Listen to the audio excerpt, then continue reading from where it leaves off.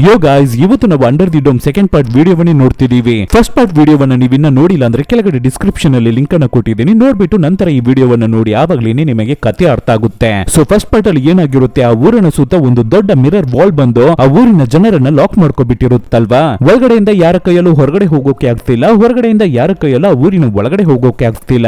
ಮತ್ತೆ ನಮ್ಮ ಹೀರೋಯಿನ್ಗೂ ಹೀರೋ ಮೇಲೆ ಡೌಟ್ ಬಂದ್ಬಿಟ್ಟಿರುತ್ತೆ ಅಲ್ಲ, ಆದ್ರಿಂದ ಅವನನ್ನ ಚೆಕ್ ಮಾಡೋದಕ್ಕೆ ಶುರು ಹಚ್ಕೊಬಿಟ್ಟಿರ್ತಾಳೆ.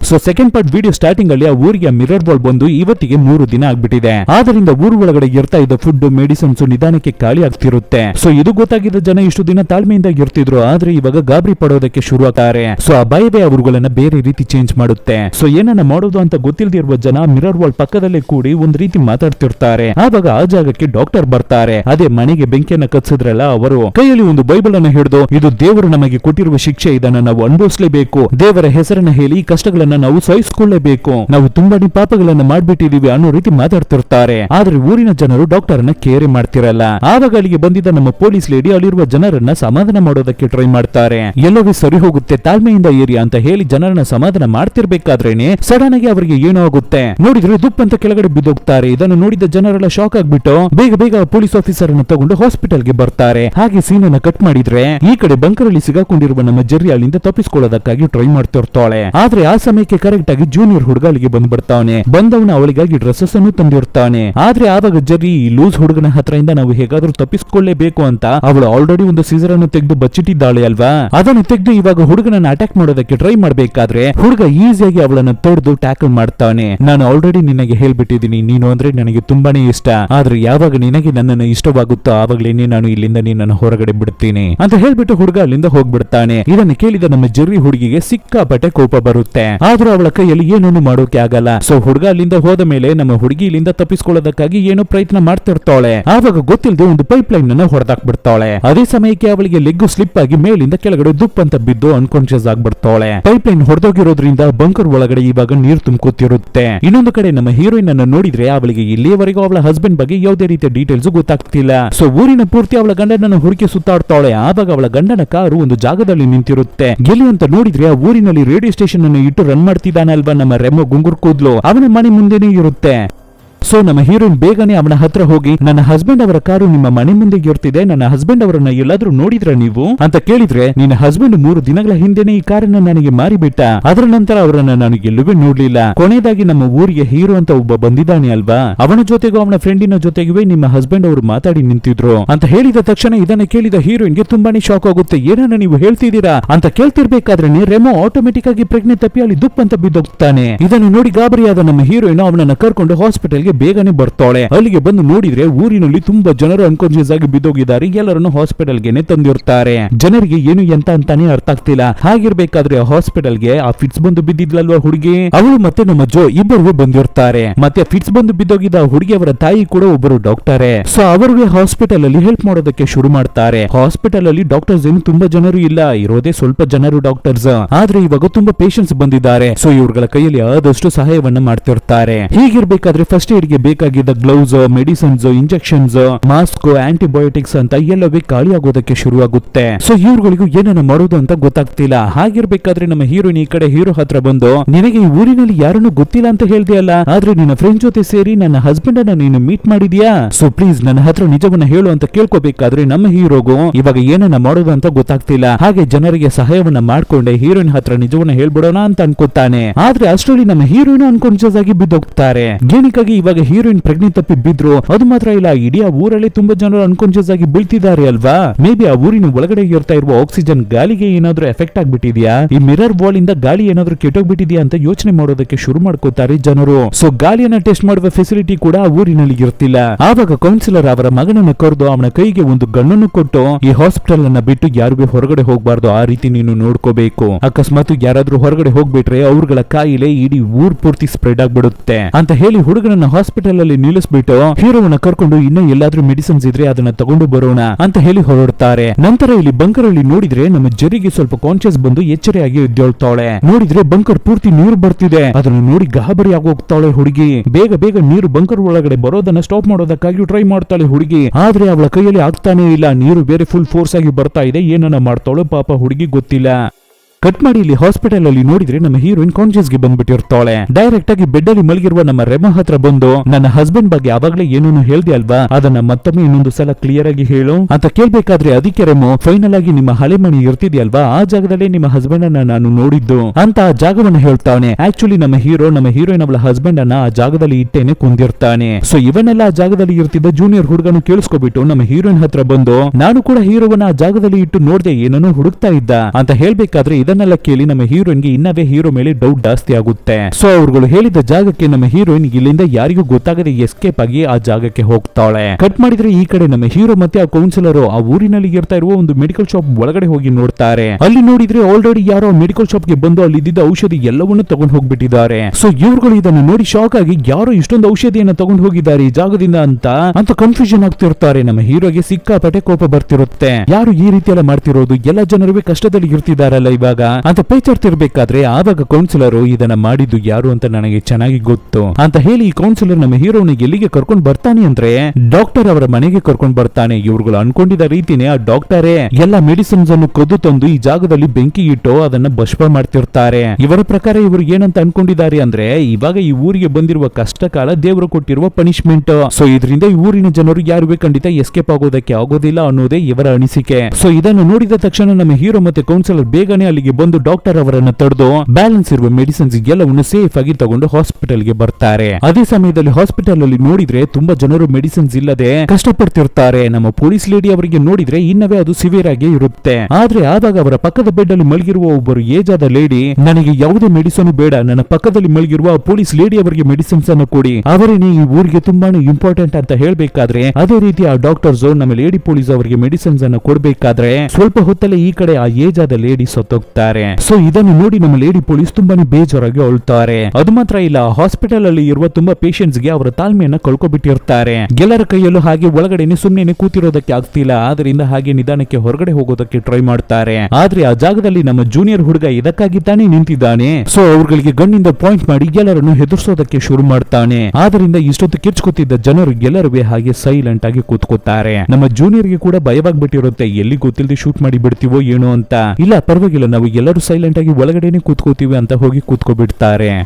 ಹಾಗೆ ಕಟ್ ಮಾಡಿ ಈ ಕಡೆ ಹೀರೋಯಿನ್ ಅನ್ನು ನೋಡಿದ್ರೆ ಅವಳ ಗಂಡ ಸೋತೋಗಿದ್ದ ಜಾಗಕ್ಕೆ ಬಂದು ಸೇರ್ತಾಳೆ. ಆದ್ರೆ ಅವಳಿಗೆ ಅದು ಗೊತ್ತಿಲ್ಲ ಅಲ್ವಾ. ಸೊ ನಮ್ಮ ಹೀರೋಯಿನ್ ಅಲ್ಲಿ ಹುಡುಕಿ ನೋಡ್ಬೇಕಾದ್ರೆ ಅಲ್ಲಿ ಒಂದು ಫೈಲ್ ಸಿಗುತ್ತೆ. ಏನಿದು ಹಸ್ಬೆಂಡ್ ಅವರ ಫೈಲ್ಸ್ ಬಿದ್ದೋಗಿದೆಯಲ್ಲ ಅಂತ ಅದನ್ನ ತಗೊಂಡು ಚೆಕ್ ಮಾಡಿ ನೋಡಿದ್ರೆ ಅವಳ ಗಂಡನಿಗೆ ಸಿಕ್ಕಾಪಟ್ಟೆ ಸಾಲ ಇರುತ್ತೆ, ಅದನ್ನ ತೀರ್ಸೋಕೆ ಆಗಲ್ಲ, ಆ ಮಟಿಗೆ ಇರುತ್ತೆ ಸಾಲ. ಹೀರೋಯಿನ್ಗೆ ಇವಾಗ್ಲೇನೆ ಅವಳ ಗಂಡನ ಬಗ್ಗೆ ಗೊತ್ತಾಗ್ಲಿಕ್ಕೆ ಬರ್ತಿದೆ. ಆ ಸಾಲದ ಅಮೌಂಟ್ ಅನ್ನು ನೋಡಿ ಹಾಗೆ ಅನ್ಕಾನ್ಶಿಯಸ್ ಆಗಿ ಅಲ್ಲೇ ಬಿದ್ದೋಗ್ತಾಳೆ. ಕಟ್ ಮಾಡಿದ್ರೆ ಈ ಕಡೆ ಜೋ ಮತ್ತೆ ಫಿಟ್ಸ್ ಹುಡುಗಿ ನಿನ್ನೆ ಅವರಿಬ್ಬರು ಕೈಯನ್ನು ಹಿಡ್ಕೋಬೇಕಾದ್ರೆ ತಾನೇ ಇಬ್ಬರಿಗೂ ಒಟ್ಟಿಗೆ ಸೇಮ್ ಟೈಮ್ ಫಿಟ್ಸ್ ಬಂದಿರುತ್ತೆ. ಇವಾಗ್ಲೂ ಅದೇ ತರ ಮಾಡಿ ನೋಡೋಣ ಅಂತ ಮೊಬೈಲ್ ಫೋನ್ ಅಲ್ಲಿ ವಿಡಿಯೋ ರೆಕಾರ್ಡರ್ ಅನ್ನು ಆನ್ ಮಾಡಿಬಿಟ್ಟು ಅದೇ ರೀತಿ ಇಬ್ಬರು ಕೈಯನ್ನು ಹಿಡ್ಕೋತಾರೆ. ಅಷ್ಟೇ ಇವ್ರುಗಳು ಅನ್ಕೊಂಡ ಹಾಗೆ ಫಿಟ್ಸ್ ಬಂದ್ಬಿಡುತ್ತೆ. ಇಬ್ಬರಿಗೂ ಕೆಳಗಡೆ ಬಿದ್ದು ಪಿಂಕ್ ಸ್ಟಾರ್ ಅಂತ ಪೇಚಾಡ್ತಿರ್ತಾರೆ. ಸ್ವಲ್ಪ ಹೊತ್ತಲ್ಲಿ ಅದೇನೇ ಇವ್ರುಗಳಿಗೆ ಸರಿಯಾಗಿ ನಾರ್ಮಲ್ ಆಗ್ಬಿಡ್ತಾರೆ ಹುಡುಗರು. ನಂತರ ವಿಡಿಯೋವನ್ನು ತಗೊಂಡು ನೋಡಿದ್ರೆ ಇವ್ರುಗಳಿಗೆ ತುಂಬಾನೇ ಶಾಕಿಂಗ್ ಆಗಿರ್ತಿದೆ. ಆದ್ರೂ ಇದ್ರ ಬಗ್ಗೆ ಹೊರಗಡೆ ಯಾರ ಹತ್ರನೂ ಹೇಳ್ಬಾರ್ದು, ಆ ರೀತಿ ಮಾತ್ರ ಹೊರಗಡೆ ಏನಾದ್ರು ಗೊತ್ತಾಯ್ತು ಅಂದ್ರೆ ಅಷ್ಟೇ ಇವೆಲ್ಲ ಮಾಟ ಮಾತ್ರ ಅಂತ ಅನ್ಕೋಬಿಡ್ತಾರೆ ಅಂತ ಹೇಳಿ ಹುಡುಗರು ಸೈಲೆಂಟ್ ಆಗ್ಬಿಡ್ತಾರೆ. ಕಟ್ ಮಾಡಿದ್ರೆ ಇಲ್ಲಿ ಅನ್ಕಾನ್ಶಿಯಸ್ ಆಗಿ ಬಿದ್ದಿರುವ ಹೀರೋಯಿನ್ ಅನ್ನು ಹುಡಿಕೊಂಡು ನಮ್ಮ ಹೀರೋ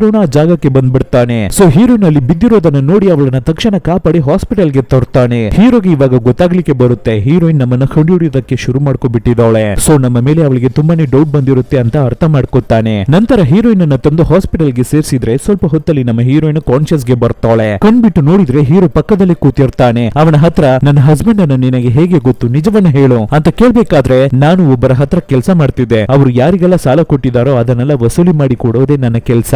ಅದು ಮಾತ್ರ ಇಲ್ಲ, ಜಾಗದಲ್ಲಿ ತುಂಬಾ ಜನರು ತುಂಬಾನೇ ಬಿಡ್ಡಿಂಗ್ಸ್ ಅನ್ನು ಕಟ್ಟಿ ಆಟ ಆಡ್ತಾರೆ, ಮ್ಯಾಕ್ಸಿಮಮ್ ಎಲ್ಲರೂ ತುಂಬಾ ಸಾಲ ಮಾಡಿನೇ ರಿಟರ್ನ್ ಹೋಗ್ತಾರೆ ಅಂತ ಬೇರೆ ಎಲ್ಲ ವಿಷಯದ ಬಗ್ಗೆನೂ ಹೀರೋ ಹೇಳ್ತಾನೆ. ಆದ್ರೆ ಕೊನೆವರೆಗೂ ನಮ್ಮ ಹೀರೋಯಿನ್ ಹತ್ರ ಅವಳ ಹಸ್ಬೆಂಡ್ ಬಗ್ಗೆ ಏನನ್ನು ಹೇಳಲ್ಲ. ಆದ್ರೂ ನಮ್ಮ ಹೀರೋಯಿನ್ ಗೆ ನನ್ನ ಹಸ್ಬೆಂಡ್ ಈ ರೀತಿ ಎಲ್ಲ ಮಾಡ್ತಾರ, ಗ್ಯಾಂಬ್ಲಿಂಗ್ ಅಲ್ಲಿ ಆಟ ಆಡ್ತಾರ, ಜೂಜ ಆಟಗಳಲ್ಲಿ ಸೋಲ್ತಾರ ಅಂತ ಗೊತ್ತಾಗಿ ತುಂಬಾನೇ ಬೇಜಾರಾಗ್ತಾಳೆ. ನಂತರ ನೋಡಿದ್ರೆ ಹಾಸ್ಪಿಟಲ್ ಅಲ್ಲಿ ಇರ್ತಾ ಇರುವ ನಮ್ಮ ಲೇಡಿ ಪೊಲೀಸ್ ಕೌನ್ಸಿಲರ್ ಅನ್ನು ಕರೆದು ಇವತ್ತು ನಿಮ್ಮ ಮಗ ಸೂಪರ್ ಆಗಿ ಕೆಲಸ ಮಾಡ್ದ, ಪೊಲೀಸ್ ಕೆಲಸಕ್ಕೆ ಕರೆಕ್ಟ್ ಆಗಿ ಇರ್ತಾನೆ. ಸೊ ಸುಮ್ನೆ ಈ ಎಮರ್ಜೆನ್ಸಿ ಪೀರಿಯಡ್ ಅಲ್ಲಿ ನಾನು ಅವನಿಗೆ ಪೊಲೀಸ್ ಕೆಲಸವನ್ನ ಕೊಟ್ಬಿಡ್ತೀನಿ ಅಂತ ಹೇಳಿ ನಮ್ಮ ಲೇಡಿ ಪೊಲೀಸ್ ಅವನಿಗೆ ಕೆಲಸವನ್ನ ಕೊಡ್ತಾರೆ. ಆ ಪೊಲೀಸ್ ಕೆಲಸವನ್ನ ಅಕ್ಸೆಪ್ಟ್ ಮಾಡ್ಕೋತಾನೆ ನಮ್ಮ ಜೂನಿಯರ್. ನಂತರ ಕೌನ್ಸಿಲರ್ ಅವರ ಮನೆಗೆ ಬರ್ತಾರೆ. ಆದ್ರೆ ಆಲ್ರೆಡಿ ಅವರನ್ನು ನೋಡೋದಕ್ಕಾಗಿ ಡಾಕ್ಟರ್ ಅವರು ಆ ಜಾಗಕ್ಕೆ ಬಂದು ವೇಟ್ ಮಾಡ್ತಿರ್ತಾರೆ. ಒಂದು ಬ್ಯಾಗ್ ಅನ್ನು ತಂದು ಅದನ್ನು ಓಪನ್ ಮಾಡಿ ತೋರಿಸಿ, ಈ ಹಣ ಎಲ್ಲವನ್ನು ನೀನೇನೆ ಇಟ್ಕೋ, ಇನ್ ಮುಂದೆ ನನ್ನನ್ನ ಬಿಟ್ಬಿಡು, ಡಿಸ್ಟರ್ಬ್ ಮಾಡ್ಬೇಡ ಅಂತ ಹೇಳಿ ಹೊರಡ್ಬೇಕಾದ್ರೆ ಆವಾಗ ಕೌನ್ಸಿಲರ್, ಏನು ನೀನು ಅರ್ಧದಲ್ಲೇ ಬಿಟ್ಟು ಹೋಗ್ತಿದ್ಯಲ್ಲ, ಈ ರೀತಿ ನೀನು ಬಿಟ್ಟು ಹೋಗ್ಬಿಟ್ರೆ ಇದಕ್ಕೂ ನಿನಗೂ ಸಂಬಂಧ ಇಲ್ಲ ಅಂತ ಆಗ್ಬಿಡುತ್ತಾ ಅಂತ ಕ್ವಶನ್ ಮಾಡ್ತಿರ್ತಾರೆ. ಆಕ್ಚುಲಿ ಇವ್ರುಗಳು ಏನನ್ನ ಮಾಡಿರ್ತಾರೆ ಅಂದ್ರೆ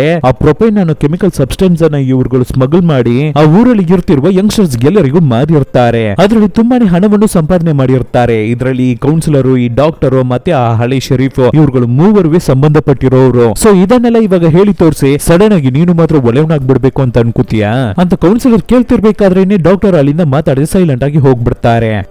ಸೊ ಇವಾಗ ಕೌನ್ಸಿಲರ್ ಅವರ ಮನೆಯಲ್ಲಿ ಅಲೋನ್ ಆಗಿ ಇರ್ತಿರ್ಬೇಕಾದ್ರೆ ಬಂಕರ್ ಇಂದ ಏನೋ ಸದ್ದಾಗ್ತಿರೋ ರೀತಿ ಕೇಳುತ್ತೆ. ಸೊ ಬೇಗ ಬೇಗ ಬಂಕರ್ ಡೋರ್ ಅನ್ನು ಓಪನ್ ಮಾಡಿ ಕೌನ್ಸಿಲರ್ ಒಳಗಡೆ ಬಂದು ನೋಡಿದ್ರೆ ನಮ್ಮ ಜರ್ರಿ ಹುಡುಗಿ ಹಾಗೆ ಭಯದಲ್ಲಿ ನಡುಗಿ ಕೂತಿರ್ತಾಳೆ. ಸೊ ಅವಳನ್ನ ಈ ಜಾಗದಲ್ಲಿ ನೋಡಿದ ತಕ್ಷಣ ಕೌನ್ಸಿಲರ್ ತುಂಬಾನೇ ಶಾಕ್ ಆಗ್ತಾರೆ. ನಂತರ ನೀರನ್ನೆಲ್ಲ ಹೊರಗಡೆ ಹಾಕ್ಬಿಟ್ಟು ಜರ್ರಿ ಒರೆಸ್ಕೊಳ್ಳೋದಕ್ಕೆ ಒಂದು ಟವಲ್ ಅನ್ನು ಕೊಟ್ಟು ಅವಳನ್ನ ಸಮಾಧಾನ ಮಾಡ್ತಾರೆ. ಆವಾಗ ಜರ್ರಿ, ಈ ರೀತಿ ಮಾಡಿದ್ದು ಎಲ್ಲವೇ ನಿಮ್ಮ ಮಗನೇ, ಪ್ಲೀಸ್ ನನ್ನನ್ನ ಕಾಪಾಡಿ ಈ ಜಾಗದಿಂದ ಅಂತ ಕೇಳ್ಕೊಂಡ್ರೆ ಕೌನ್ಸಿಲರ್ ಸರಿ ತಕ್ಷಣ ಕಾಪಾಡ್ತಾರೆ ಅಂತ ನೋಡಿದ್ರೆ, ನೀನು ಹೊರಗಡೆ ಬಂದ್ರೆ ನನ್ನ ಮಗನನ್ನ ಸಿಗಾಕ್ಸ್ಬಿಡ್ತೀಯ, ಸೊ ನೀನು ಹೊರಗಡೆ ಬರಬಾರ್ದು, ನೀನು ಇಲ್ಲೇನೆ ಇರು ಅಂತ ಹೇಳಿ ಮತ್ತೆ ಆ ಹುಡುಗಿಯನ್ನ ಬಂಕರ್ ಅಲ್ಲೇ ಇಟ್ಟು ಹೊರಗಡೆ ಲಾಕ್ ಅನ್ನ ಮಾಡಿ ಬಿಡ್ತಾರೆ ಕೌನ್ಸಿಲರ್.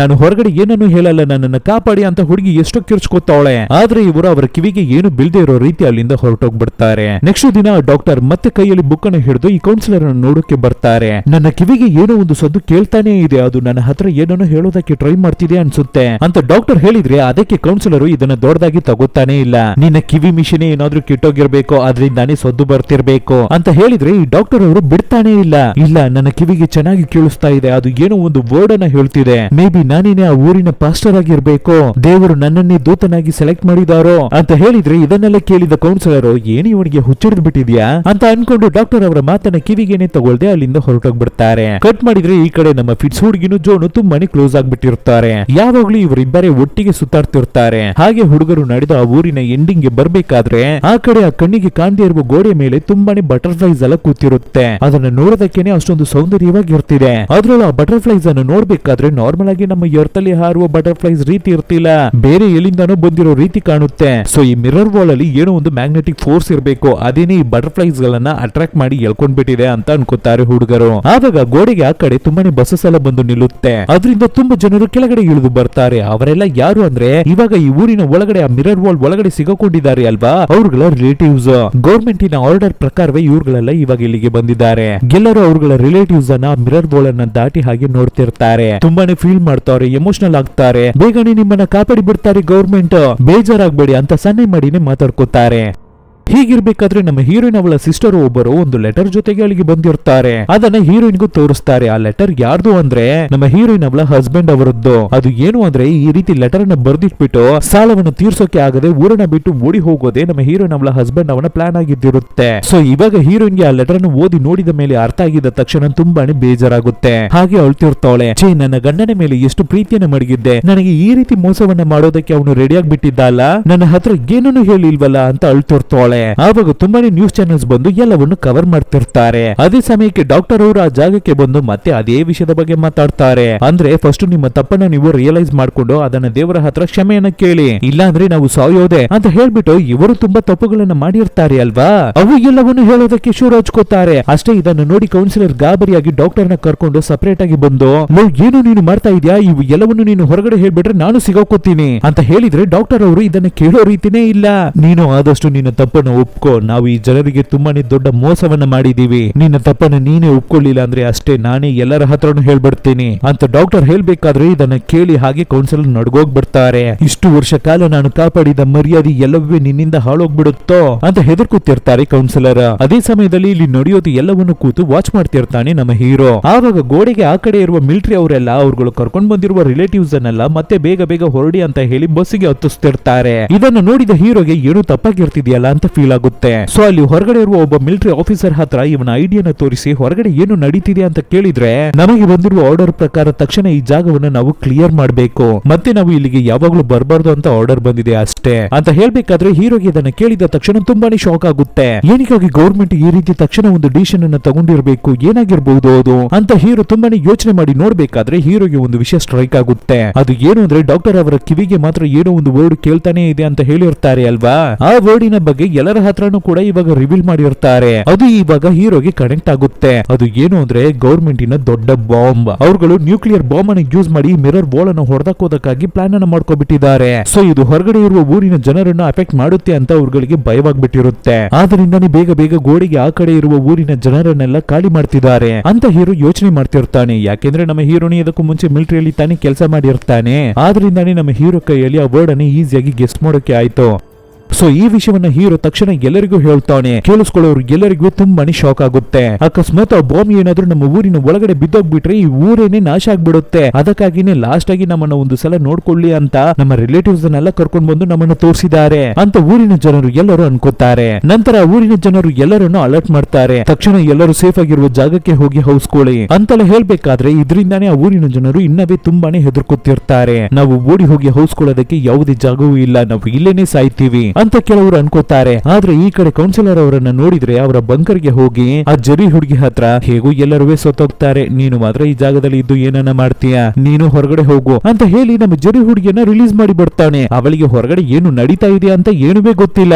ಬಿಟ್ರೆ ಸಾಕು ಅಂತ ಹುಡುಗಿ ಎದ್ದು ಬಿದ್ದು ಅವಳ ಮನೆಗೆ ಓಡಿ ಬಂದು ಸೇರ್ತಾಳೆ. ಅವಳಿಗೆ ಹೊರಗಡೆ ನಡೆಯೋದು ಏನು ಅಂತಾನೆ ಗೊತ್ತಿಲ್ಲ ಅಲ್ವಾ. ಅವಳ ತಮ್ಮನನ್ನ ಹುಡುಕ್ತಾಳೆ. ಈ ಕಡೆ ತಮ್ಮ ಜೋವನ್ನ ನೋಡಿದ್ರೆ ಅವನು ಅವರ ಅಕ್ಕನನ್ನ ಹುಡುಕಿ ಇಡೀ ಊರನ್ನ ಸುತ್ತಾಡ್ತಿರ್ತಾವನೆ. ಅವನ ಜೊತೆಗೇನೆ ಆ ಫಿಟ್ಸ್ ಹುಡುಗಿ ಸುತ್ತಾಡ್ತಿರ್ತಾಳೆ. ಇಲ್ಲಿ ಮನೆಯಲ್ಲಿ ಜರ್ರಿ ಅವಳ ತಮ್ಮನನ್ನ ಮೇಲೂ ಕೆಳಗು ಅಂತ ಹುಡುಕ್ತಿದ್ರೆ ಬೆಡ್ರೂಮ್ ಅಲ್ಲಿ ನಮ್ಮ ಜೂನಿಯರ್ ಹುಡುಗ ಗಣ್ಣಿನ ಜೊತೆಗೆ ಕೂತಿರ್ತಾನೆ. ಅಷ್ಟೇ ಅವನನ್ನು ನೋಡಿದ ತಕ್ಷಣ ಶಾಕ್ ಆಗಿ ಬಿಡ್ತಾಳೆ. ಏನಿವನಿಗೆ ಎಲ್ಲಿಗೆ ಹೋದ್ರೂ ಬಂದ್ಬಿಡ್ತಾನಲ್ಲ, ಇವನ ಹತ್ರ ಇಂದ ಹೇಗೆ ತಪ್ಪಿಸ್ಕೊಳ್ಳೋದು ಅಂತ ಹೆದರ್ಕೋಬೇಕಾದ್ರೆ ಆವಾಗ ಅವನು ನಮ್ಮ ಹುಡುಗಿ ಹತ್ರ ಸಾಫ್ಟ್ ಆಗಿ ಮಾತಾಡಿ ಬಾಂಬಿನ ಬಗ್ಗೆ ಎಲ್ಲ ಮಾತಾಡ್ತಾನೆ. ಆ ಊರಿನಲ್ಲಿ ಏನೆಲ್ಲ ನಡೀತು ಏನೆಲ್ಲ ಆಗುತ್ತೆ ಅಂತ ಎಲ್ಲವನ್ನು ಡೀಟೇಲ್ಡ್ ಆಗಿ ಆ ಹುಡುಗಿಗೆ ಹೇಳ್ತಾನೆ. ಇನ್ನು ಸ್ವಲ್ಪ ಹೊತ್ತಲ್ಲಿ ಈ ಊರಿನ ಮೇಲೆ ಬಾಂಬ್ ಅನ್ನು ಹಾಕ್ತಾರೆ. ಅದರಿಂದ ನಾವು ಹೇಗಾದ್ರೂ ತಪ್ಪಿಸ್ಕೋಬೇಕು. ನಾನು ನಿನಗೆ ಮಾಡಿದ್ದು ಎಲ್ಲವೇ ತಪ್ಪೇನೆ, ಅದಕ್ಕೆ ನಾನು ನಿನ್ನ ಹತ್ರ ಕ್ಷಮೆಯನ್ನ ಕೇಳ್ತೀನಿ ಅಂತ ಹುಡುಗ ತುಂಬಾನೇ ಫೀಲ್ ಮಾಡಿ ಸಾರಿಯನ್ನ ಕೇಳ್ತಾನೆ. ಜರ್ರಿಗೂ ಜೂನಿಯರ್ ಅನ್ನ ಇವಾಗ ನೋಡಿ ಅಯ್ಯೋ ಪಾಪ ಛೇ ಅಂತ ಫೀಲ್ ಆಗ್ಬಿಡುತ್ತೆ. ಸೊ ಅವನಿಗೆ ಏನನ್ನ ಹೇಳೋದು ಅಂತ ಅವಳಿಗೂ ಗೊತ್ತಾಗ್ತಿಲ್ಲ. ಅದೇ ಸಮಯದಲ್ಲಿ ಈ ಕಡೆ ಜೋವನ್ನ ನೋಡಿದ್ರೆ ಆ ಫಿಟ್ಸ್ ಹುಡುಗಿಯ ಜೊತೆ ಪಾರ್ಕ್ ಅಲ್ಲಿ ಕೂತು ಹೇಗೂ ನಾವು ಸತ್ತೋಗ್ತೀವಿ ತಾನೆ, ಅಟ್ಲೀಸ್ಟ್ ಲಾಸ್ಟ್ ಮಿನಿಟ್ ಆದ್ರೂ ನಾವಿಬ್ಬರು ಒಟ್ಟಿಗೆ ಇರೋಣ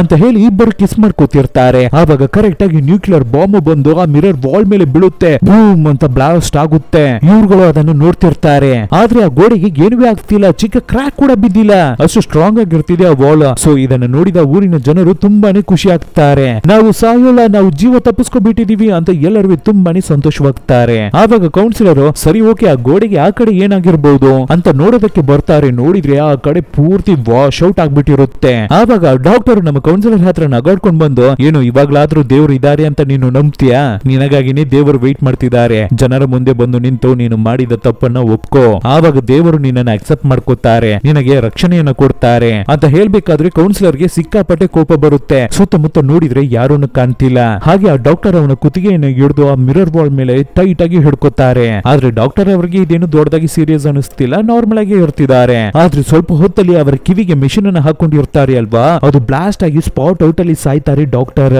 ಸೊ ಆ ಗೋಡೆ ಪಕ್ಕದಲ್ಲಿ ಏನೇ ಮಿಷನ್ಸ್ ಬಂದ್ರು ಅದು ಬ್ಲಾಸ್ಟ್ ಆಗ್ಬಿಡುತ್ತೆ ಅಲ್ವಾ. ಅದು ಈ ಡಾಕ್ಟರ್ಗೆ ಗೊತ್ತಿಲ್ಲ ಪಾಪ. ಈ ಕೌನ್ಸಿಲರ್ ಅಪ್ಪ ಹೇಗೋ ನೀನು ಸತ್ತೋದಿಯಲ್ಲ, ಇವಾಗ್ಲೇ ನನಗೆ ವಿಶ್ರಾಂತಿ ಆಗ್ತಿದೆ ಅಂತ ಅವರ ಮನ್ಸೊಳಗಡೆ ಮಾತಾಡ್ಕೋತಾರೆ. ಹಾಗೆ ಕಟ್ ಮಾಡಿದ್ರೆ ಈ ಕಡೆ ಜೂನಿಯರ್ ಮತ್ತೆ ಜರ್ರಿ ಅವ್ರುಗಳು ಸದ್ಯ ನಾವಿನ್ನ ಸತ್ತಿಲ್ವಲ್ಲ ಅಂತ ತುಂಬಾನೇ ಖುಷಿ ಆಗ್ತಿರ್ತಾರೆ. ಆದ್ರೂ ಈ ಜೂನಿಯರ್ ಹುಡುಗ ಮಾತಾಡೋದನ್ನೆಲ್ಲ ಕೇಳ್ಬೇಕಾದ್ರೆ ಜರ್ರಿಗೆ ಭಯವಾಗ್ತಿರುತ್ತೆ. ಏನಂತ ಹೇಳ್ತಿರ್ತಾನೆ ಅಂದ್ರೆ ಮತ್ತೆ ನಿನ್ನನ್ನ ತಗೊಂಡು ಹೋಗಿ ಬಂಕರ್ಗೆನೆ ಹಾಕ್ತೀನಿ ಅಂತ ಹೇಳ್ತಿರ್ತಾನೆ. ಏನ್ ಇವನು ಈ ರೀತಿ ಹೇಳ್ತಿದ್ದಾನಲ್ಲ, ಇವನೇನಾದ್ರೂ ಸೈಕೋಣ ಅಂತ ಜರ್ರಿ ಅವನಿಗೆ ಹೊಡೆದ್ಬಿಟ್ಟು ಅಲ್ಲಿಂದ ಎಸ್ಕೇಪ್ ಆಗಿ ಓಡಿ ಹೋಗ್ತಾಳೆ. ಹಿಂದೆನೆ ಇವನಿಗೆ ಚೇಸ್ ಮಾಡಿ ಹೋಗ್ತಾನೆ, ಆದ್ರೂ ಹುಡುಗಿ ಎಸ್ಕೇಪ್ ಆಗ್ಬಿಡ್ತಾಳೆ. ಕಟ್ ಮಾಡಿದ್ರೆ ಈ ಊರಿನ ಒಳಗಡೆ ಒಂದು ಟ್ರಕ್ ಹೋಗ್ತಿರುತ್ತೆ. ಆದ್ರೆ ಸಡನ್ ಆಗಿ ಅದು ರೋಡ್ ಅನ್ನ ಬಿಟ್ಟು ಆ ಊರಿನ ವಾಟರ್ ಟ್ಯಾಂಕಿಗೆ ಬಂದು ಡೂಮ್ ಅಂತ ಡ್ಯಾಶ್ ಮಾಡಿಬಿಡುತ್ತೆ. ಅದ್ರಲ್ಲಿ ನೀರು ಎಲ್ಲೋ ವೇಸ್ಟ್ ಆಗ್ಬಿಡುತ್ತೆ. ಚೆನ್ನಾಗಿ ತಾನೇ ಹೋಗ್ತಾ ಇತ್ತು, ಸಡನ್ ಆಗಿ ಹೇಗೆ ಆಕ್ಸಿಡೆಂಟ್ ಆಯ್ತು ಅಂತ ನೋಡಿದ್ರೆ ನಮ್ಮ ಫಿಟ್ಸ್ ಹುಡುಗಿ ಅವರ ತಾಯಿ ಇದಾರೆ ಅಲ್ವಾ, ಅವರಿಗೆ ಒಂದ್ ರೀತಿಯ ಮೆಂಟಲ್ ಡಿಸಾರ್ಡರ್ ಇರ್ತಿದೆ, ಹ್ಯಾಲುಸಿನೇಷನ್ ಇರ್ತಿದೆ. ಸೊ ಅವರು ಎಲ್ಲವೇ ಗಮನಿಸದೆ ಅವರ ಪಾಡಿಗೆ ಡೈರೆಕ್ಟ್ ಆಗಿ ಮೇನ್ ರೋಡ್ ಅಲ್ಲಿ ಬಂದು ನಿಂತಿದ್ದಾರೆ. ಸೊ ಅವರನ್ನ ನೋಡಿ ಟ್ರಕ್ ಡ್ರೈವರ್ ಗಾಡಿಯನ್ನು ತಿರುಗಿಸಬೇಕಾದ್ರೆ ಗೊತ್ತಿಲ್ಲದೆ ಬಂದು ಈ ವಾಟರ್ ಟ್ಯಾಂಕ್ ಗೆ ಡ್ಯಾಶ್ ಮಾಡಿಬಿಟ್ಟಿರೋದು. ಆದ್ರೆ ಜನರು ಅದ್ರ ಬಗ್ಗೆ ದೊಡ್ಡದಾಗಿ ಕೇರ್ ಮಾಡ್ತಿಲ್ಲ. ನೀರೆಲ್ಲ ಇವ್ರುಗಳಿಗೆ ಪ್ರಾಬ್ಲಮೇ ಇಲ್ಲ. ಯಾಕೆಂದ್ರೆ ಆ ಊರಿನಲ್ಲಿ ಒಂದು ದೊಡ್ಡ ಲೇಕ್ ಇರುತ್ತೆ, ಅದನ್ನ ಇಟ್ಟು ನಾವು ಮ್ಯಾನೇಜ್ ಮಾಡ್ಕೋಬಹುದು ಅಂತ ಅನ್ಕೊಂಡಿರ್ತಾರೆ. ಆದ್ರೆ ನಮ್ಮ ಹೀರೋ ಮತ್ತೆ ನಮ್ಮ ಲೇಡಿ ಪೊಲೀಸ್ ಆಫೀಸರ್ ಇಬ್ಬರು ಆ ಲೇಕಿಗೆ ಹೋಗಿ ನೋಡ್ಬೇಕಾದ್ರೇನೆ ಆ ಲೇಕಿನ ಗತಿನೇ ಗೊತ್ತಾಗ್ಲಿಕ್ಕೆ ಬರುತ್ತೆ. ಏನು ಅಂದ್ರೆ ಮಿರರ್ ವರ್ಲ್ಡ್ ಬಂದು ಬಿತ್ತು ಅಲ್ವಾ, ಅದು ಬಿದ್ದಿದ್ದ ಫೋರ್ಸ್ ಗೆ ಕೆಳಗಡೆ ಹೋಗ್ತಾ ಇದ್ದ ಗ್ಯಾಸ್ ಪೈಪ್ ಲೈನ್ ಕಟ್ ಆಗಿ ಅದು ಈ ಲೇಕಿಗೆ ಮಿಕ್ಸ್ ಆಗ್ಬಿಟ್ಟಿರುತ್ತೆ. ಆದ್ರಿಂದ ಈ ಲೇಕ್ ಪೂರ್ತಿ ಪಾಯ್ಸನ್ ಆಗಿ ಚೇಂಜ್ ಆಗಿ ಅದ್ರ ಒಳಗಡೆ ಇರ್ತಾ ಇದ್ದ ಮೀನುಗಳೆಲ್ಲ ಸತ್ತು ಹಾಗೆ ನೀರಲ್ಲಿ ತೇಳ್ತಿರ್ತವೆ. ಅಷ್ಟೇ, ಇವಾಗ ಇವ್ರುಗಳಿಗೆ ನೀರು ಇಲ್ಲ ಅಲ್ವಾ. ಸೊ ನಮ್ಮ ಲೇಡಿ ಪೊಲೀಸ್ಗೂ ನಮ್ಮ ಹೀರೋಗೂ ಏನನ್ನ ಮಾಡೋದು ಅಂತಾನೆ ಗೊತ್ತಾಗ್ತಿಲ್ಲ. ಹೇಗೆ ಇದನ್ನ ನಾವು ಮೇಂಟೈನ್ ಮಾಡ್ತೀವಿ ಅಂತ ಯೋಚನೆ ಮಾಡ್ತಿರ್ತಾರೆ. ಹಾಗೆ ಕಟ್ ಮಾಡಿ ಈ ಕಡೆ ನಮ್ಮ ಹೀರೋಯಿನ್ ಅನ್ನು ನೋಡಿದ್ರೆ ಆ ರೇಡಿಯೋ ಸ್ಟೇಷನ್ ಗೆ ಬಂದಿರ್ತಾಳೆ. ಅಲ್ಲಿ ಒಂದು ವಿಚಿತ್ರವಾದ ಘಟನೆ ನಡೆಯುತ್ತೆ. ಏನು ಅಂತ ನೋಡಿದ್ರೆ ಅವ್ರಿಗೆ ಸಿಗ್ತಾ ಇದ್ದ ಎಲ್ಲಾ ಫ್ರೀಕ್ವೆನ್ಸಿನೂ ಕಟ್ ಆಗ್ಬಿಡುತ್ತೆ. ಆದ್ರೆ ಅದರ ಬದಲು ಏನೋ ಒಂದು ವಿಚಿತ್ರವಾಗಿ ಜೋರಾಗಿ ಸದ್ದು ಕೇಳ್ತಿರುತ್ತೆ. ಸೊ ಅಲ್ಲಿ ಕೆಲಸ ಮಾಡುವ ಡೂಡ್ ಹುಡುಗಿ ಒಂದು ಮೆಷಿನ್ ಅನ್ನು ಕಂಡುಹಿಡಿದಿರ್ತಾಳೆ. ಅದನ್ನ ಯೂಸ್ ಮಾಡಿನೇ ಹೊರಗಡೆ ಆರ್ಮಿ ಅವರು ಮಾತಾಡೋದು, ಪೊಲೀಸ್ ಆಫೀಸರ್ಸ್ ಮಾತಾಡೋದು ಎಲ್ಲವನ್ನು ಕೇಳಿಸ್ಕೊಂಡಿರ್ತಾಳೆ. ಇವಾಗ್ಲೂ ಅದೇ ರೀತಿ ಆರ್ಮಿ ಅವರು ಮಾತಾಡೋದನ್ನ ಕೇಳಿಸ್ಕೊಳ್ಳೋಣ ಅಂತ ಅಲ್ಲಿಗೆ ಸಿಗ್ನಲ್ ಅನ್ನ ಕನೆಕ್ಟ್ ಮಾಡಿ ಟ್ರೈ ಮಾಡಿದ್ರೆ ಅಲ್ಲೂ ಕೂಡ ಇವಾಗ ಒಂದು ವಿಚಿತ್ರವಾದ ಸದ್ಯನೇ ಅವಳಿಗೆ ಕೇಳ್ತಿರುತ್ತೆ. ಸೊ ಇದನ್ನೆಲ್ಲ ಕೇಳಿದ ಮೇಲೆ ಅಲ್ಲಿರೋರ್ಗೂ ಸರಿ ನಮ್ಮ ಹೀರೋಯಿನ್ಗೂ ಸರಿ ಇಲ್ಲಿ ಏನು ನಡೀತಿದೆ ಅಂತಾನೆ ಅರ್ಥವಾಗ್ತಿಲ್ಲ. ಆವಾಗ ಡೂಡ್ ಅವಳ ಮಿಷನ್ ಅನ್ನು ಯೂಸ್ ಮಾಡಿ ಇನ್ನೊಂದು ವಿಷಯವನ್ನು ಕಂಡುಹಿಡಿತಾಳೆ. ನಂತರ ನಮ್ಮ ಹೀರೋಯಿನ್ ಹತ್ರ ಈ ಡಿವೈಸ್ ಸ್ಟ್ರೇಂಜ್ ಫ್ರೀಕ್ವೆನ್ಸಿ ಎಲ್ಲಿದೆ ಅನ್ನೋ ಸ್ಪಾಟ್ ಅನ್ನ ನಮಗೆ ಕರೆಕ್ಟ್ ಆಗಿ ತೋರಿಸಿಕೊಡುತ್ತೆ. ಸೊ ಆ ಫ್ರೀಕ್ವೆನ್ಸಿ ಈ ಊರಿನ ಒಳಗಡೆನೆ, ಈ ವಾಲಿನ ಒಳಗಡೆನೆ ಇರ್ತಿದೆ. ಇದೇನೆ ಇಲ್ಲಿ ನಡೆಯುವ ಎಲ್ಲ ವಿಷಯಗಳಿಗೂ ಕಾರಣವಾಗಿರ್ಬೇಕು ಅಂತ ಹೇಳಿ ನಮ್ಮ ಹೀರೋಯಿನ್ ಡೂಡ್ ಅದನ್ನ ಹುಡುಕಿ ಹೋಗ್ತಾರೆ. ಕಟ್ ಮಾಡಿದ್ರೆ ಆ ಊರ್ ಪೂರ್ತಿ ನೀರಿಗೆ ಇವಾಗ ಸಮಸ್ಯೆ ಆಗ್ಬಿಟ್ಟಿದೆಯಲ್ವಾ. ಸೊ ಎಲ್ಲರೂ ಹೆದರ್ಕೋತಾರೆ. ನೀರು ಮಾತ್ರ ಖಾಲಿ ಆಗ್ಬಿಟ್ರೆ ಅಷ್ಟೇ ಇವ್ರುಗಳ ಕೈಯಲ್ಲಿ ಸರ್ವೈವ್ ಮಾಡೋಕೆ ಆಗಲ್ಲ. ಸೊ ಜನರೆಲ್ಲ ನೀರನ್ನು ತಗೊಳ್ಳೋದಕ್ಕಾಗಿ ಇವಾಗ್ಲೇನೆ ಅಂಗಡಿಗೆ ಬರ್ತಿರ್ತಾರೆ. ಆದ್ರೆ ಅಂಗಡಿ ಓನರು ಏನನ್ನ ತಗೊಂಡು ನಾನು ನಿಮಗೆ ನೀರನ್ನು ಕೊಡ್ಲಿ, ಹಣ ಇಲ್ಲ, ಇವಾಗ ಇಂಪಾರ್ಟೆಂಟೇ ಇಲ್ಲ, ನೀರನ್ನೆಲ್ಲ ಕೊಡೋಕೆ ಆಗಲ್ಲ, ಎಲ್ಲರೂ ಹೋಗ್ಬಿಡಿ ಅಂತ ಹೇಳ್ಬೇಕಾದ್ರೆ ಇದನ್ನ ಕೇಳಿದ ಜನರಿಗೆಲ್ಲ ಕೋಪ ಬರುತ್ತೆ. ಆದ್ರೂ ಅಲ್ಲಿರುವ ನಮ್ಮ ಲೇಡಿ ಪೊಲೀಸ್ ಆಫೀಸರ್ ಎಲ್ಲರನ್ನು ಸಮಾಧಾನ ಮಾಡಿ ತಾಳ್ಮೆಯಿಂದ ಹ್ಯಾಂಡಲ್ ಮಾಡ್ತಿರ್ತಾರೆ.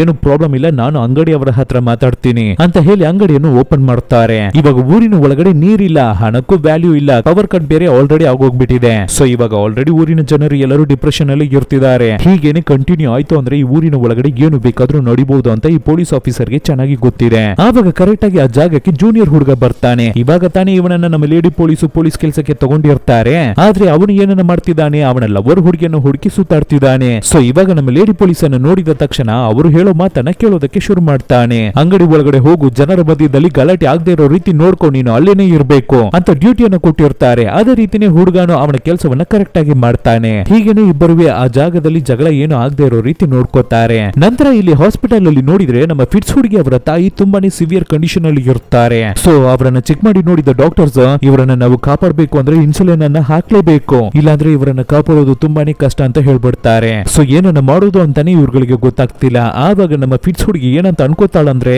ನನ್ನ ತಾಯಿ ಅವರನ್ನ ಕಾಪಾಡಬೇಕು ಅಂದ್ರೆ ನಾನು ಎಲ್ಲಿಗಾದ್ರೂ ಹೋಗಿ ಆ ಇನ್ಸುಲಿನ್ಸ್ ಅನ್ನ ಹುಡುಕಿಕೊಂಡಿರೋದು ಕೊದ್ದು ತರಬೇಕು ಅಂತ ಡಿಸೈಡ್ ಮಾಡಿ ಹೊರಡ್ತಾಳೆ. ಅವಳ ಜೊತೆಗೇನೆ ಅವಳಿಗೆ ಸಪೋರ್ಟಿವ್ ಆಗಿ ನಮ್ಮ ಜೋ ಹುಡುಗನು ಹೋಗ್ತಾನೆ. ಸೊ ಇಬ್ಬರುವೆ ಒಂದು ಮನೆ ಡೋರ್ ಅನ್ನು ಹೊಡೆದು ಒಳಗಡೆ ಹೋಗ್ತಾರೆ. ಎಲ್ಲ ಜಾಗದಲ್ಲೂ ಇನ್ಸುಲಿನ್ ಇಂಜೆಕ್ಷನ್ ಇದೆಯಾ ಅಂತ ಚೆಕ್ ಮಾಡಿ ನೋಡ್ತಾರೆ. ಆದ್ರೆ ಆವಾಗ ಹೊರಗಡೆ ಏನೋ ಸದ್ದಾಗುತ್ತೆ. ಏನು ಅಂತ ನೋಡಿದ್ರೆ ಆ ಮನೆಯ ಓನರು ಕೈಯಲ್ಲಿ ಗಣಿನ ಜೊತೆಗೆ ನಿಂತಿದ್ದಾರೆ. ನಮ್ಮ ಹುಡುಗರನ್ನು ನೋಡಿ ಏನ್ರಪ್ಪ ಪುಟ್ಟ ಮಕ್ಕಳ, ನೆನ್ನೆನೆ ಇಬ್ಬರನ್ನ ಶೂಟ್ ಮಾಡಿಕೊಂಡೆ, ಇವತ್ತು ಇಬ್ಬರು ಬಂದ್ಬಿಟ್ಟಿದ್ದೀರಲ್ಲ ಅಂತ ಇವ್ರುಗಳನ್ನ ಹೆದರ್ಸ್ತಾನೆ. ಇವ್ರುಗಳಿಗೂ ಏನನ್ನ ಹೇಳೋದು ಅಂತ ಗೊತ್ತಾಗ್ತಿಲ್ಲ. ಪ್ಲೀಸ್ ಸರ್ ನಮ್ಮನ್ನ ಕ್ಷಮಿಸ್ಬಿಡಿ ಅಂತ ಹೆದರ್ಕೊತಿರ್ತಾರೆ. ನಂತರ ಆ ವ್ಯಕ್ತಿ ಹತ್ರದಿಂದ ಹೇಗೋ ತಪ್ಪಿಸ್ಕೊಂಡು ಇನ್ನೊಂದು ಮನೆಗೆ ಬರ್ತಾರೆ. ಅಲ್ಲಿಗೆ ಬಂದು ಫುಲ್ ಕಂಪ್ಲೀಟ್ ಆಗಿ ಚೆಕ್ ಮಾಡಿ ನೋಡ್ತಾರೆ. ನಂತರ ಮನೆಯಲ್ಲಿರುವ ಫ್ರಿಡ್ಜ್ ಅನ್ನು ಓಪನ್ ಮಾಡಿ ನೋಡಿದ್ರೆ ತುಂಬಾನೇ ಇನ್ಸುಲಿನ್ ಇಂಜೆಕ್ಷನ್ ಇರುತ್ತೆ. ಸೊ ಇದನ್ನು ನೋಡಿದ ಮೇಲೆನೆ ನಮ್ಮ ಫಿಟ್ಸ್ ಹುಡುಗಿಗೆ ಖುಷಿ ಆಗುತ್ತೆ.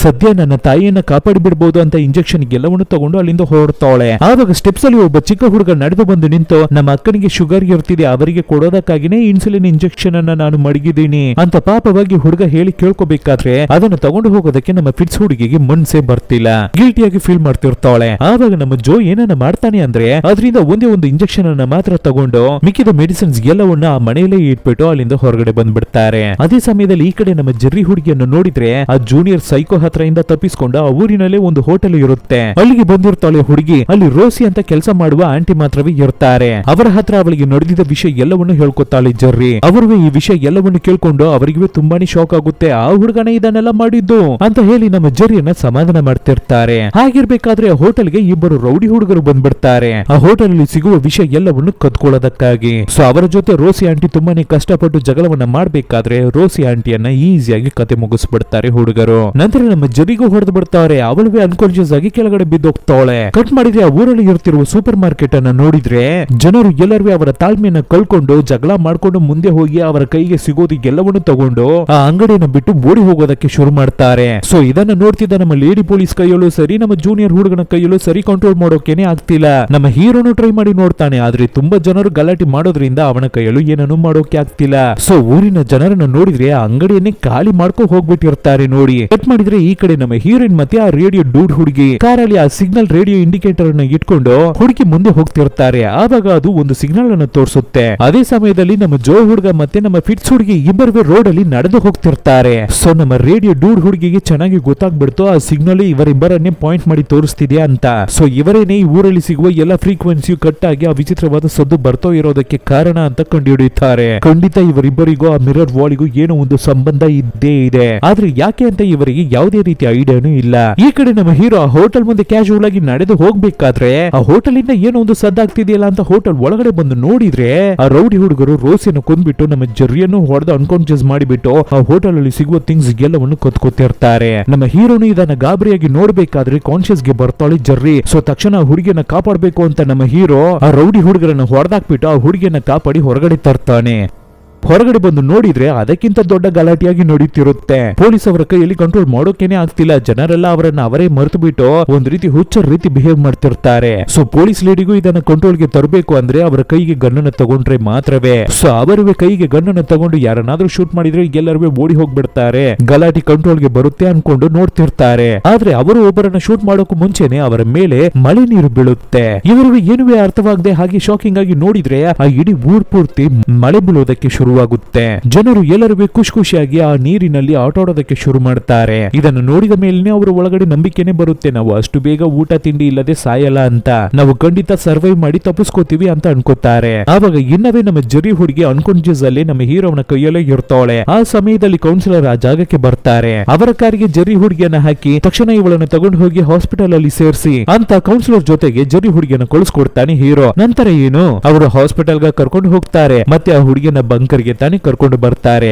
ಯಾಕೆಂದ್ರೆ ಇವರು ಏನಂತ ಅನ್ಕೊಂಡಿದ್ದಾರೆ ಅಂದ್ರೆ ಇವರ ಮಗನಿಗೆ ಯಾವುದೇ ರೀತಿಯ ಪ್ರಾಬ್ಲಮ್ ಬರಬಾರ್ದು. ಇದು ಹೀಗಿರ್ಬೇಕಾದ್ರೆ ನಮ್ಮ ಹೀರೋಯಿನ್ ಈ ಕಡೆ ನಮ್ಮ ಜೋ ಹುಡುಗ ಮತ್ತೆ ಆ ಫಿಟ್ಸ್ ಹುಡುಗಿ ಇಬ್ಬರನ್ನು ಕರೆದು ಆ ಮಿರರ್ ವಾಲ್ ಹತ್ರ ಬಂದಿರ್ತಾಳೆ. ಅಲ್ಲಿಗೆ ಬಂದಿದ್ದ ತಕ್ಷಣ ಇಬ್ಬರು ಒಟ್ಟಿಗೆ ಸೇರಿ ಆ ಮಿರರ್ ವಾಲ್ ಅನ್ನ ಟಚ್ ಮಾಡ್ತಾರೆ. ಆವಾಗ ನೋಡಿದ್ರೆ ಇಷ್ಟೊತ್ತು ಒಂದು ಫ್ರೀಕ್ವೆನ್ಸಿ ಬ್ಲಾಕ್ ಆಗಿತ್ತು ಅಲ್ವಾ, ಒಂದ್ ರೀತಿ ವಿಚಿತ್ರ ಸದ್ದು ಬರ್ತಿತ್ತಲ್ವಾ ನಮ್ಮ ಡೂಡ್ ಅವಳ ಇಂಡಿಕೇಟರ್ ಮಿಷಿನ್ ಇಂದ. ಇವ್ರುಗಳು ಇವಾಗ ಮಿರರ್ ವಾಲ್ ಅನ್ನ ಟಚ್ ಮಾಡಿದ ತಕ್ಷಣ ಅದು ಇವಾಗ ನಾರ್ಮಲ್ ಆಗ್ಬಿಟ್ಟಿರುತ್ತೆ. ಸೊ ನಮ್ಮ ಹೀರೋಯಿನ್ಗೆ ತುಂಬಾನೇ ಶಾಕಿಂಗ್ ಆಗಿರುತ್ತೆ. ಒಂದು ವಿಷಯ ಮಾತ್ರ ಚೆನ್ನಾಗಿ ಗೊತ್ತಾಗ್ತಿದೆ, ಖಂಡಿತ ಇವರಿಬ್ಬರಿಗೂ ಆ ಮಿರರ್ ಬಾಲಿಗೂ ಏನೋ ಒಂದು ಡೀಪ್ ಕನೆಕ್ಷನ್ ಇರ್ತಿದೆ ಅಂತ. ಕಟ್ ಮಾಡಿದ್ರೆ ಆವತ್ತಿನ ದಿನ ಬಿಡದೆ ಮಳೆ ಸುರಿತಾನೆ ಇರುತ್ತೆ. ನಮ್ಮ ಹೀರೋನು ಬೇರೆ ದಾರಿ ಇಲ್ಲದೆ ಹೀರೋಯಿನ್ ಗಾಗಿ ಅವಳ ಮನೆ ಮುಂದೆ ವೇಟ್ ಮಾಡ್ತಿರ್ತಾನೆ. ಸೊ ಹೀರೋ ಬಗ್ಗೆ ಇವಾಗ ನಮ್ಮ ಹೀರೋಯಿನ್ಗೂ ಸ್ವಲ್ಪ ಗೊತ್ತಾಗ್ಲಿಕ್ಕೆ ಬಂದಿದೆ ಅಲ್ವಾ, ಆದ್ರೂ ಅವನ ಮೇಲೆ ಯಾವುದೇ ರೀತಿಯ ತಪ್ಪು ಇರಲ್ಲ ಅಂತ ಹೀರೋ ಮೇಲೆ ತುಂಬಾನೇ ನಂಬಿಕೆಯನ್ನು ಇಟ್ಟಿರ್ತಾಳೆ. ಅದು ಮಾತ್ರ ಇಲ್ಲ, ನಮ್ಮ ಹೀರೋ ಊರಿನ ಜನರಿಗೆ ತುಂಬಾನೇ ಸಹಾಯವನ್ನ ಮಾಡ್ತಾನೆ ಅಲ್ವಾ, ಆದ್ರಿಂದ ನಮ್ಮ ಹೀರೋವನ್ನ ನಮ್ಮ ಹೀರೋಯಿನ್ಗೆ ಇಷ್ಟವಾಗ್ತಿರುತ್ತೆ. ಲವ್ ಮಾಡೋದಕ್ಕೇನೆ ಶುರು ಮಾಡ್ಕೊಬಿಟ್ಟಿದ್ದಾಳೆ ಅನ್ಸುತ್ತೆ. ಸೊ ಮಳೆ ಬೇರೆ ಬೀಳ್ತಿರುತ್ತೆ, ಕಾರಣ ಬಿಟ್ಟು ಬೇಗ ಬೇಗ ಓಡಿ ಬಂದು ನಮ್ಮ ಹೀರೋವನ್ನ ಹಾರಿ ತಪ್ಕೋತಾಳೆ. ಇವನೇನೇ ನಮ್ಮ ಹಸ್ಬೆಂಡ್ ಅನ್ನ ಏನಾದ್ರೂ ಮಾಡಿರ್ಬೇಕು ಅನ್ನೋ ವಿಷಯವನ್ನೇ ಮರ್ತು ಬಿಟ್ಟು ಅವನ ಜೊತೆ ರೊಮ್ಯಾನ್ಸ್ ಅನ್ನು ಮಾಡ್ತಾಳೆ. ಈ ಕಡೆ ನೋಡಿದ್ರೆ ನಮ್ಮ ಜರ್ರಿ ಹುಡುಗಿ ಕಾನ್ಶಿಯಸ್ ಗೆ ಬಂದು ಎಚ್ಚರಿಯಾಗಿ ಎದ್ದೇಳ್ತಾಳೆ. ನೋಡಿದ್ರೆ ಅವಳಿಗೆ ಆಪೋಸಿಟ್ ಅಲ್ಲಿ ಕೌನ್ಸಿಲರ್ ಇರ್ತಾರೆ. ಅವರನ್ನು ನೋಡಿದ ತಕ್ಷಣ ಗಾಬರಿಯಾಗಿ ಅಲ್ಲಿಂದ ಎಸ್ಕೇಪ್ ಆಗ್ಬಿಡೋಣ ಅಂತ ನೋಡ್ತಾಳೆ ಹುಡುಗಿ. ಆವಾಗ ತಕ್ಷಣ ಕೌನ್ಸಿಲರ್ ಸ್ವಲ್ಪ ಹೊತ್ತು ವೇಟ್ ಮಾಡಮ್ಮ, ನಾನು ನಿನ್ನ ಜೊತೆ ಮಾತಾಡ್ಬೇಕು. ನನ್ನ ಮಗ ನಿನಗೆ ಮಾಡಿದ ವಿಷಯವನ್ನ ನೀನು ಹೊರಗಡೆ ಹೇಳ್ದೆ ಇದ್ರೆ ಸಾಕು, ನಾನು ನಿನ್ನನ್ನು ನಿನ್ನ ತಮ್ಮನನ್ನು ಈ ಊರಿನ ಜನರ ಹತ್ರದಿಂದ ಕಾಪಾಡ್ತೀನಿ. ಹೊರಗಡೆ ನೋಡ್ದೆ ಅಲ್ವಾ ಜನರೆಲ್ಲ ಎಷ್ಟು ಕ್ರೂರವಾಗಿ ಚೇಂಜ್ ಆಗ್ಬಿಟ್ಟಿದ್ದಾರೆ ಅಂತ, ಒಬ್ಬರನ್ನ ಸಾಯಿಸೋ ಮಟ್ಟಿಗೆ ಬಂದ್ಬಿಟ್ಟಿದ್ದಾರೆ, ಒಬ್ಬರಿಗೊಬ್ಬರು ಕೊಂದ್ಕೋತಾರೆ. ಸೊ ಚೆನ್ನಾಗಿ ಯೋಚನೆ ಮಾಡಿ ಹೇಳಮ್ಮ, ನಿನ್ನ ತಮ್ಮನ ಜೀವ ಇಂಪಾರ್ಟೆಂಟ್ ಅಲ್ವಾ ನಿನಗೆ ಅಂತ ಕೌನ್ಸಿಲರ್ ಕೇಳ್ಬೇಕಾದ್ರೆ ನಮ್ಮ ಜರ್ರಿನೂ ಚೆನ್ನಾಗಿ ಆ ಊರಿನ ಬಗ್ಗೆ ಯೋಚನೆ ಮಾಡಿ ನೋಡ್ತಾಳೆ. ಸೊ ಇನ್ ಮುಂದೆ ಹೋಗ್ತಾ ಹೋಗ್ತಾ ಆ ಊರಿನಲ್ಲಿ ಏನೆಲ್ಲ ನಡಿಬಹುದು ಅಂತ ಅವಳ ಕೈಯಲ್ಲಿ ಊಹೆ ಮಾಡೋಕೆ ಕೂಡ ಆಗ್ತಿಲ್ಲ. ಆದ್ರಿಂದ ಸರಿ ಓಕೆ, ಈ ಕೌನ್ಸಿಲರ್ ಹೇಳೋದನ್ನೇ ನಾವು ಕೇಳೋಣ ಅಂತ ಅನ್ಕೋತಿರ್ತಾಳೆ ಹುಡುಗಿ. ಆವಾಗ ಕರೆಕ್ಟ್ ಆಗಿ ಆ ಜಾಗಕ್ಕೆ ನಮ್ಮ ಜೂನಿಯರ್ ಬರ್ತಾನೆ. ಇಲ್ಲಿಗೆ ಸೆಕೆಂಡ್ ಪಾರ್ಟ್ ವಿಡಿಯೋ ಮುಗಿಯುತ್ತೆ. ನೆಕ್ಸ್ಟ್ ಥರ್ಡ್ ಪಾರ್ಟ್ ಅಲ್ಲಿ ಇಡೀ ಕಂಪ್ಲೀಟ್ ಸೀರೀಸ್ ಮುಗಿಯುತ್ತೆ. ಸೊ ಸೆಕೆಂಡ್ ಪಾರ್ಟ್ ವಿಡಿಯೋ ಹೇಗಿತ್ತು ಅನ್ನೋದನ್ನ ಕಮೆಂಟ್ ಬಾಕ್ಸ್ ಅಲ್ಲಿ ಕಮೆಂಟ್ ಮಾಡಿ. ಮರೆಯದೆ ವಿಡಿಯೋಗೆ ಲೈಕ್ ಅನ್ನು ಕೊಡಿ. ನೀವು ಜಾಸ್ತಿ ಕೊಡುವ ಲೈಕ್ ನನಗೆ ಜಾಸ್ತಿ ಆಗುವ ಮೋಟಿವೇಶನ್. ಬೇಗನೆ ನೆಕ್ಸ್ಟ್ ಪಾರ್ಟ್ ವಿಡಿಯೋ ಜೊತೆ ನಿಮ್ಮನ್ನ ಬಂದು ಭೇಟಿ ಆಗ್ತೀನಿ. Thank you.